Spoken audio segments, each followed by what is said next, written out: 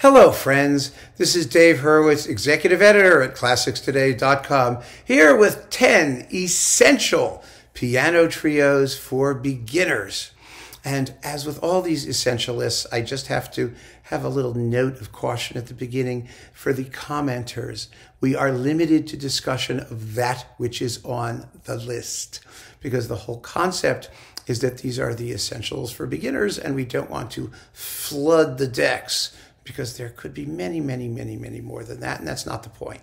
The point is to work with these and talk about these. And so, let's talk about the piano trio in general for a moment, shall we? The piano trio consists of a piano and a violin and a cello. It's one of the only regularly constituted chamber ensembles aside from the string quartet, because there's enough repertoire to justify having piano trios be, a regular group as opposed to an ad hoc ensemble, which is what happens with most other chamber arrangements aside from string quartets. And so that means that there's a lot of really great music written for this ensemble. But the piano trio, as we know it, as we regard it today, originated in something called a trio sonata, the Baroque trio sonata. Now, the Baroque trio sonata, it's this trio, right? It has three of something. Well, it doesn't have three players. The Baroque trio sonata does not. It can, but it actually has three parts.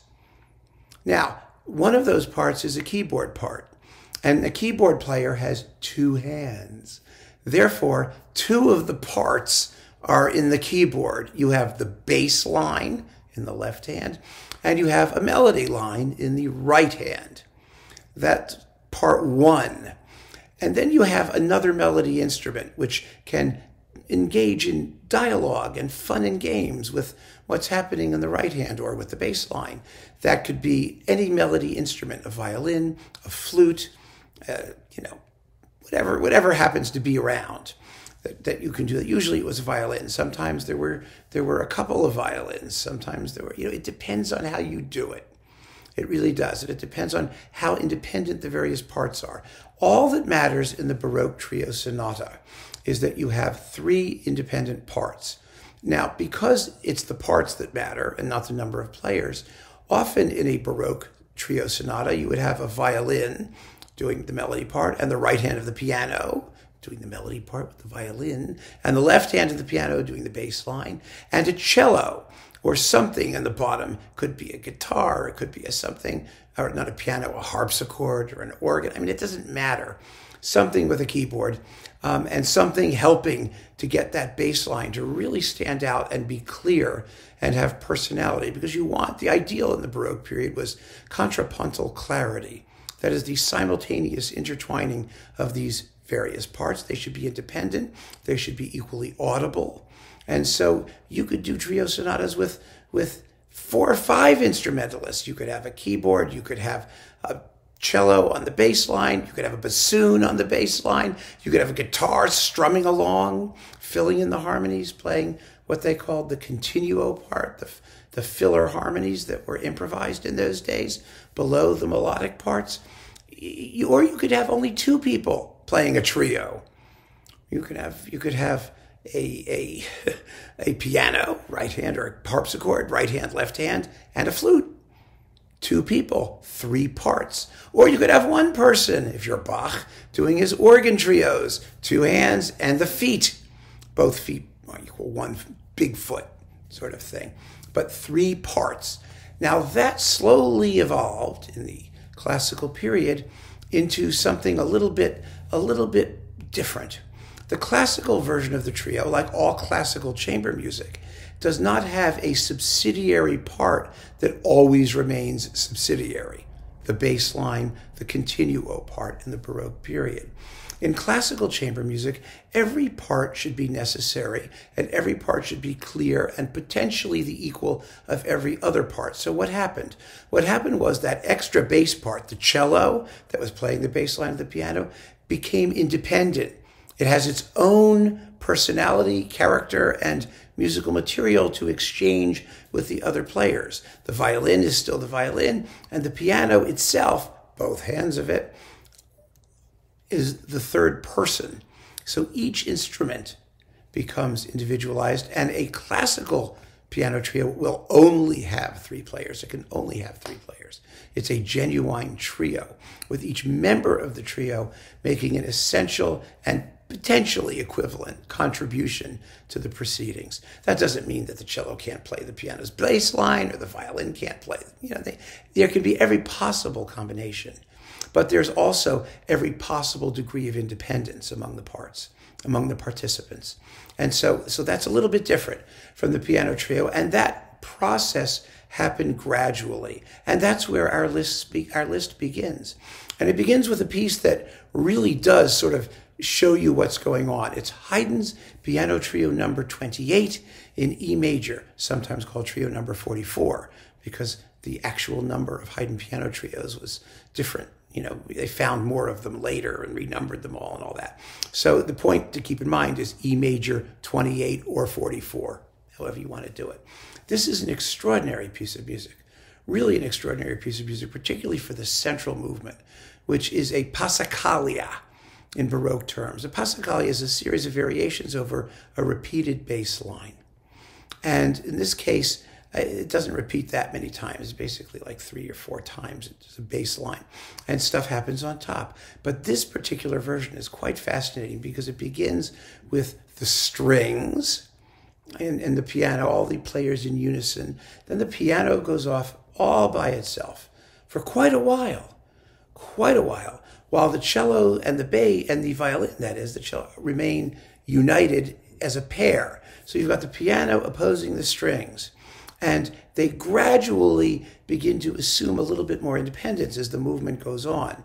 And each repetition of this interesting and very lengthy bass line gives Haydn the opportunity to vary the coloration and deployment of his forces. But with that said, Haydn's piano trios, which are stunning works, great works, are not yet classical piano trios in the sense that we later understood the term, because they were accompanied sonatas. In other words, they were basically piano pieces. The violin gradually became an independent violin part. It began life in his earliest ones as an accompaniment to the right hand of the piano, and the cello accompanied the left hand of the piano. So the deployment of forces is not the classical standard, but that doesn't mean that the music isn't just amazing. The music is fabulous. These are great works. And the reason they're so great is because the piano, or harpsichord, or whatever it was in Haydn's day, was a fairly thin-sounding instrument. And it needed some extra help to really express the melodies with all of the potential emotional force that they contained. And that help was provided by the string players. And so Haydn was able to write music of huge emotional range and variety, and with his usual formal genius, by using this particular combination. But we don't get to classical piano trios until we get to our next choice, Mozart. So Mozart wrote 6 piano trios. They're not his best-known chamber works, but they're very beautiful. And the later ones are amazing, and they are fully classical piano trios with independence between all 3 participants in the proceedings. And I chose his piano trio number 4, also in E major, Kochel 542. It's the same key as the Haydn trio. And so it's fun to listen to both of them, one after the other, and just compare how different the writing is for the various instruments, how different they sound. There's a myth that Haydn and Mozart, being classical, both sort of sound the same a lot. And they do sound the same sometimes. They can sound similar. But they were very different composers. And you can hear that really graphically if you compare these 2 piano trios in E major. And with Mozart, the classical piano trio is born. It's out there. So after Mozart, we got to do Beethoven. Now, Beethoven was the guy who really invented the modern piano trio. And he wrote a batch of them. And they are absolutely marvelous. Some of his earliest pieces were piano trios. He did them because he had the field more or less to himself. Because Haydn was writing quartets and symphonies, and Beethoven was trying to sort of sneak in the gaps where those other guys weren't. So he wrote piano sonatas and string trios and also piano trios. But the most famous of them all is the Archduke Piano Trio, Opus 97. This is big, juicy, middle period Beethoven, meaning it's in the same league as the 5th, 6th, and 7th symphonies. For example, the Emperor Piano Concerto is one of the nobility pieces, the Emperor Concerto, the Archduke Trio. Unfortunately, there's no, Contessa Violin Sonata or Archbishop Piano Sonata or anything like that. But you've got the Archduke Piano Trio, which is as large and rich a work as any of those major symphonies. And one of the things that you'll notice when you listen to these pieces after Beethoven is that chamber music, generally speaking, we think of it as small because the forces are small. But the music isn't small. The music can be as big as the biggest symphony, as expansive, as emotionally rich. It just does it in a different way. You're not going to get the range of dynamics and sheer color that you have in orchestral music. So you have to listen for other things. You listen for counterpoint, you listen for shapeliness of the melody, you listen to harmony and the interest in the underlying journey of the music through its various regions of melody and harmony. All of those things allow a composer to write big, even though the forces are small. And I can't stress enough, especially if you're just beginning, because chamber music is generally treated as sort of rarefied, niche snob repertoire, even among classical music people. But it's a shame it's not, because it was written for domestic performance in people's homes. And it was a convivial, human, friendly activity. This wasn't supposed to be, hidden away only for, secret admirers. It was done that way because that's where people played music. They had no choice. They had to play it themselves. Now, Beethoven's pieces are concert works. They're big, they're difficult, they're virtuosic in terms of the technique required to play them. But the concept is still there. They are every bit as warm and welcoming and all-embracing as his largest orchestral works. And you hear that very clearly in the Archduke Trio. So after Beethoven, we're off to the races with the trio universe, because there's a whole bunch of them in the Romantic period. Schubert wrote 2 piano trios very late in his life, just before he died. The second piano trio is huge. It's like 50 minutes long. Sometimes it's given with cuts, or you don't take repeats because it's such a big work. But oh, how beautiful. Schubert is one of those composers whose late works, particularly, are big. They're very big. They're expansive. They can last, the Ninth Symphony, the Great Symphony, can last an hour or more. There's probably because he never heard most of it, and he might have done something to it later if he'd have to publish it and actually get it performed. But it doesn't matter, because Schubert's melodic gift was so exceptional and his feeling for harmony so deep and so powerful that he could go on endlessly, and nobody, yeah, it's long. Take it one movement at a time, and you're going to love it. You're just going to love it. And you'll love both of his trios. They're gorgeous works with fabulous melodies. So Schubert comes next, then Mendelssohn. Now, Mendelssohn is much more compact. We're back to sort of normal proportions, pieces, maybe, 25 minutes, half an hour. It's not like crazy. His first piano trio, it's in D minor. It's a minor key trio, and Mendelssohn is wonderful in minor keys, and he wrote a lot in minor keys. He's a fidgety minor key guy. His music sounds nervous. It's always very quick. It has this sort of irrepressible, fidgety energy about it. That some people don't like it. Some people, I think it's wonderful. It's wonderful because it has no dead spots. This is one of the great Romantic piano trios, and Mendelssohn also wrote a couple of them. If you like it, they're both wonderful. But this D minor trio is just fabulous, and I know you'll enjoy it, and you'll enjoy especially that wonderful feeling of lightness combined with anxiety that was uniquely Mendelssohn. It's a wonderful personal voice that you hear in his chamber music as much as in his orchestral music or anything else he wrote. And that's an important thing to begin to experience when you're getting into classical music, to hear the personal voice of each composer as you explore this music. And it doesn't matter what the medium is. Then we get Tchaikovsky, piano trio in A minor. This is an enormous piano trio. This is also as long as the Schubert. It's huge. And it has this, well, for some reason, Russian composers wrote piano trios when people die as memorial pieces. That doesn't mean they're lugubrious or depressing. They're not. But they're memorial pieces, which means they sort of worked extra hard to be worthy of the deceased. And both Tchaikovsky and Rachmaninoff wrote enormous piano trios in this sort of form. Tchaikovsky's was the first. The second movement it only has two big movements. The second of which, well, I mean, depending on how you break it up, because they're connected in certain ways. I don't want to get into that. You don't have to deal with it.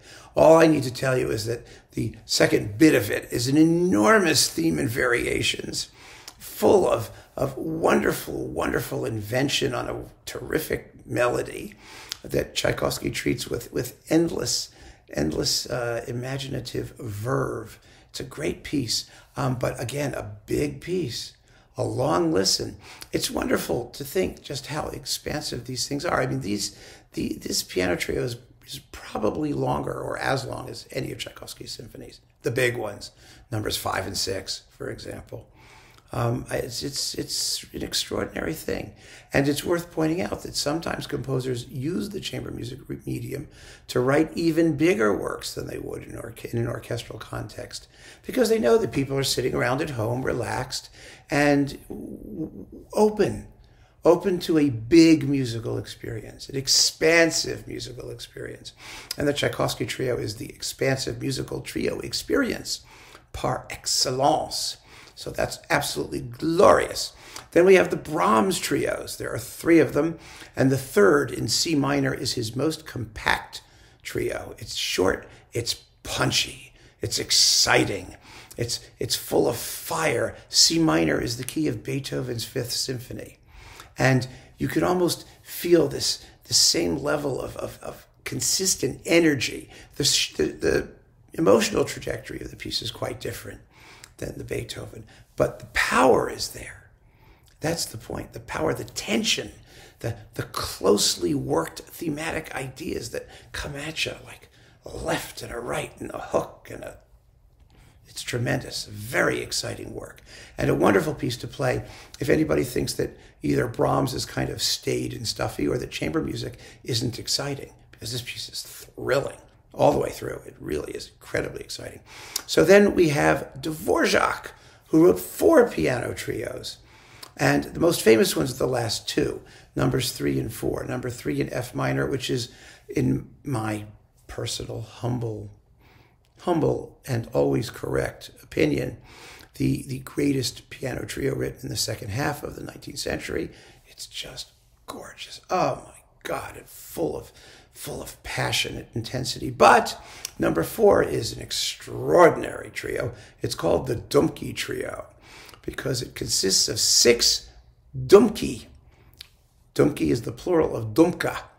A Dumka is a Ukrainian dance form that alternates fast and slow music. The slow music is usually quite mournful or sad or elegiac, and the fast stuff is out there. It's raucous high spirits, an extraordinary contrast. And these two things are somehow welded together. And Dvořák wrote a piano trio that consists of 6 of these things, one after the other, some of them joined.